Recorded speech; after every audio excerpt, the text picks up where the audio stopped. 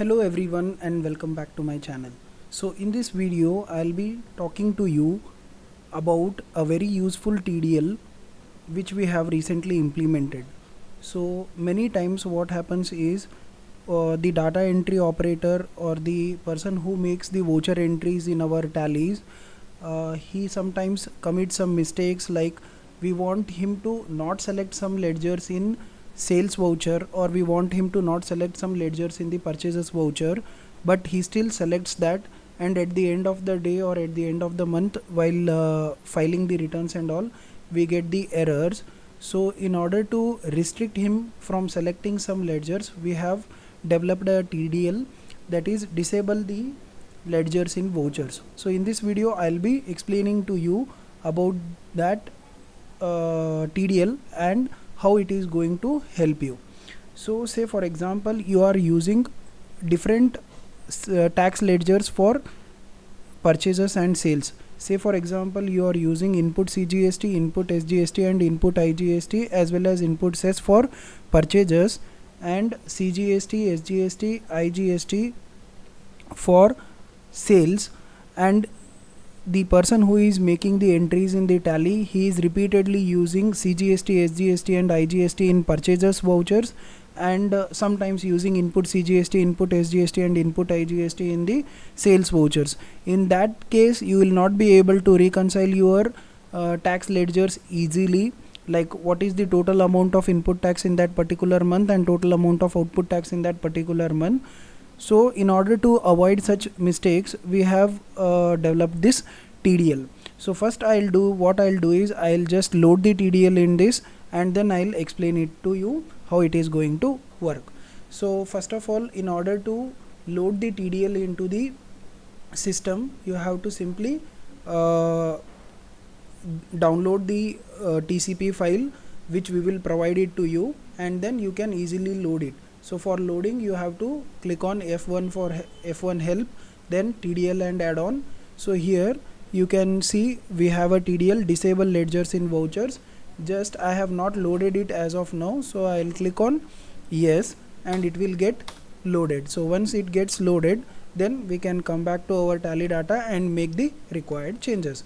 So all the required changes you have to give the effect in voucher masters itself. So first of all I will go to voucher master. Here I will select as sales. So I want to restrict some ledgers in the sales, so I will select sales voucher type, and here down you can see disable ledgers in the voucher entry.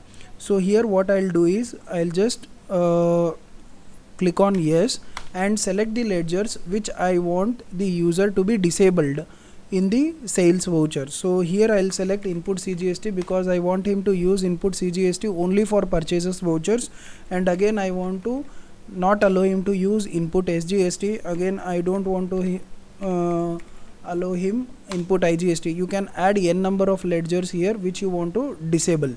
So now you can further add some ledgers, like if a particular person is choosing the packing and forwarding charges, single packing and forwarding charges both for purchases and sales, or single Hamali ledger for both sales and purchases, single discount ledger for both for sales and purchases, in all that cases you can easily use it. Now some users might say that we can simply create the different ledgers which he will be able to easily understand it. We have tried and implemented that too, but whenever we are dealing with the data entry operators, they are very prone to making such kind of mistakes and repeatedly selecting the incorrect ledgers. So here if you want to again disable the cash ledgers, you can easily disable it. If you don't want the person to use the cash ledger in the sales voucher or any of your bank accounts, then you can easily disable them. So once you click on that and enter it and save it, and it is voucher specific, you can just for purchases voucher we can select the different vouchers ledgers, sorry. So here I'll select as CGST, SGST and IGST. I don't want them to be used in the purchases ledgers. Once it is done, now when you come to the voucher entry screen and I am in sales voucher, so say for example I am using here cash and clicking on enter, the system is showing me that no, you cannot use this ledger in this voucher. So no, you cannot use this ledger in this voucher. Similarly if I choose some other ledger, say sundry data under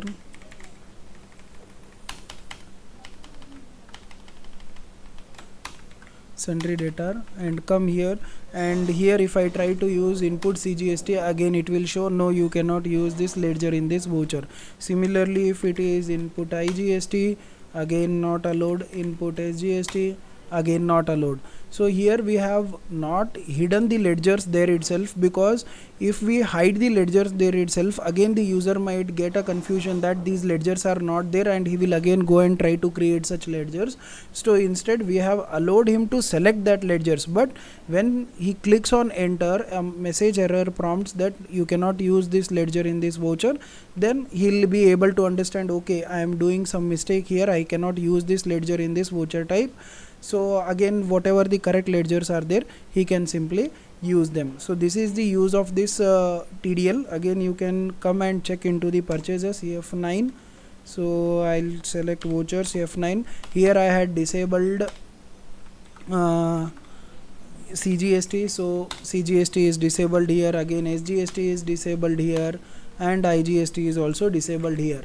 Okay, one more thing, there are some debtors or there are some creditors which you don't want the person to be used in the purchases vouchers, and you don't want them to be used in the sales voucher, or even the receipts, payment, contra, all the accounting vouchers. You can apply that this TDL. So there you can restrict that debtors ledger, particular debtors ledger, and also the particular creditors ledger which you want to disable. So I think this is a very useful TDL for the CEO officers or the tax consultant officers, where the what you say, manpower turnover is very much higher, and every time we see the new employees coming and going. So in that case, this control acts as a very good for your data to be very accurate and appropriate. So that's it in the video, and if you want to buy this TDL, you can contact us on the mobile number given in the description below. Thank you.